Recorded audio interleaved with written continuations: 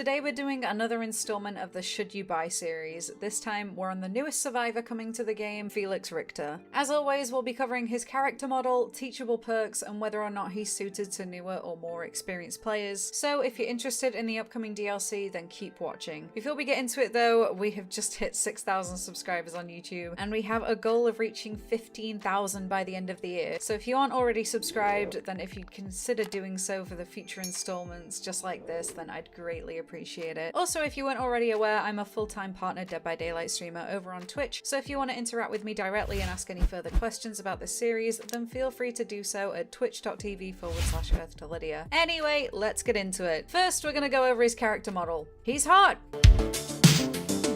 Just kidding. As with all the other male survivors, Felix has a taller character model, but having said that, he is on the slender side, so a little bit easier to hide like Quentin. He does actually have 2 default cosmetics coming to the game, one of which has quite earthy tones that match his hair and his complexion and make him easier to blend in on maps like Dead Dog Saloon. So I think overall that makes him a little bit easier to hide by a Jen, for example, than a lot of the other male characters in the game. Still not as easy as the female survivors, but decent enough. Now moving on to his teachable perks. At level 30 in Felix's Blood Web, you unlock Visionary. Visionary kind of acts as a slightly better version of Deja Vu, where the auras of gens within a 32-meter radius are revealed to you. This perk goes on a cooldown for up to 20 seconds every time that a generator gets completed, but in the grand scheme of a game, that's virtually nothing. I feel like this perk is going to be the most beneficial to newer players and for when a new map gets released as well, particularly if it's an indoor map. More experienced players tend to have a decent knowledge of where gens will spawn, so running this will probably be of little use to you if you have a decent amount of experience with the game. At level 35, we have the opportunity to unlock Desperate Measures. For every survivor that is either injured, hooked, or in the dying state, this perk will give you a minimum of a 10% increase at tier 1 up to a 14% increase at tier 3. Stackable increase to your healing and unhooking speed. Now this is pretty huge actually. This perk acts as like an anti-thanatophobia for survivors, which greatly benefits you for every time that somebody gets injured. If all survivors are injured, you double your base healing speed.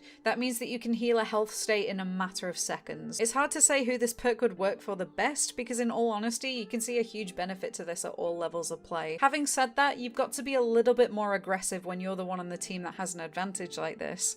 And with experience comes confidence, so maybe this is slightly better overall for those of you who have a few more hours in the game. Keep in mind as well that for everyone you heal back to full health, you will lose 14% of your healing and unhooking speed. So if you're in a situation where you need to think fast, then you've got to be able to prioritize your teammates and who you're going to help first and commit to those plays. Then finally, at level 40, we unlock Built to Last. If you have an item in a trial and fully deplete the charges in that item, then once per trial, Built to Last will refill up to 50% of the item's charges after 10 seconds. So rather than having to always bring charge add-ons into the game with you, this perk will extend the use of that item for you. Generally speaking, high rank players don't tend to bring as many items into games as frequently as those at lower ranks.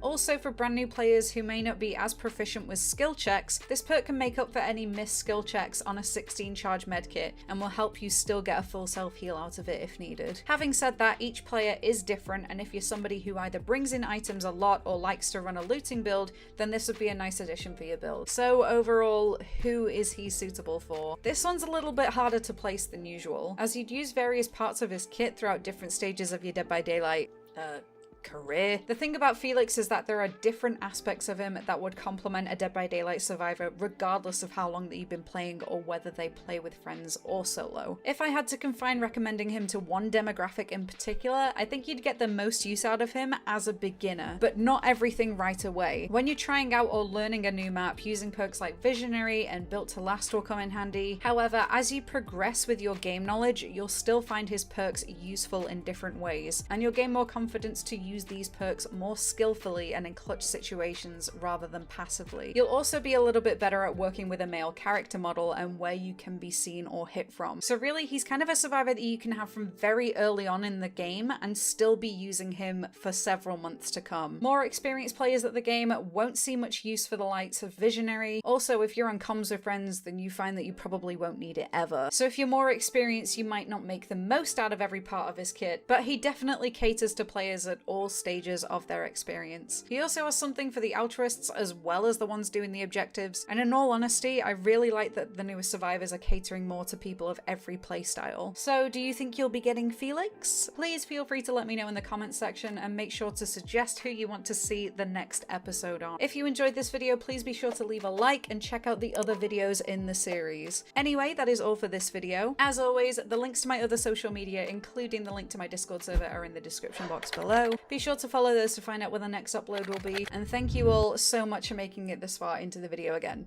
Until next time, see you later, guys.